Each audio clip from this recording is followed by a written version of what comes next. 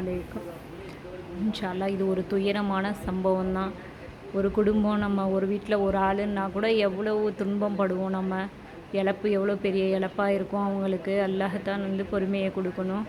நம்ம இன்ஷா அல்லாஹ் துவா செய்வோம். இந்த மாதிரி அல்லாஹ் வந்து ஒரு விபத்துகளை விட்டு நம்மளை அல்லாஹ் பாதுகாக்கணும். நம்ம குடும்பத்தார்களையும் நம்ம உறவினர்களையும் நம்ம இன்ஷா அல்லாஹ் அதிகமாக துவா செய்யணும். நம்ம வந்து நெருப்பினுடைய தீங்கை விட்டும் காற்றினுடைய தீங்கை விட்டும் அதனால் நெருப்பினுடைய தீங்கை விட்டும் அதனால் வரக்கூடிய அந்த உயிர்கள் ஆபத்துகளை விட்டு நம்ம அல்லாஹ்விடத்தில் பாதுகாவல் தேடணும்.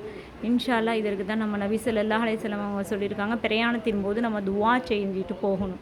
பிரயாணத்தில் ஏறும்போது அதுபோல் நம்ம வீட்டில் 2 ரக்காயத்து நஃபில் தொழுது கட்டிட்டு போகணும். என்ன இருந்தால் அல்லாஹ் தான் பாதுகாக்கக்கூடியவன். நம்மளுக்கு வந்து தூக்கமே ஒரு சிறு மௌத்தாக இருக்கிறது.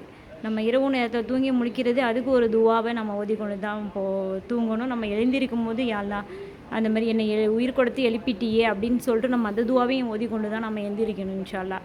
இது மாதிரி தூங்கும்போது நான் வந்து அல்லாஹும்ம பிஸ்மிக்க வமூத்து வாஹியா, யா அல்லாஹ் உன்னை கொண்டே நான் மரணிக்கின்றேன், மீண்டும் நான் உயிர் பெறச் செய்கின்றேன். அதுபோல் காலையில் எழுந்தவுடனே அல்ஹம்துலில்லாஹில்லதி அஹியானா பாதமா உமாத்தனா இலைஹின் நுசூர், யா அல்லாஹ் உன்னை கொண்டே நான் மரணித்தேன், மீண்டும் உயிர் பெற்று எழுகிறேன். இந்த துவா ஓதணும். பிரயாணத்தின் போது நம்ம துவா ஓதணும் இன்ஷா அல்லாஹ்.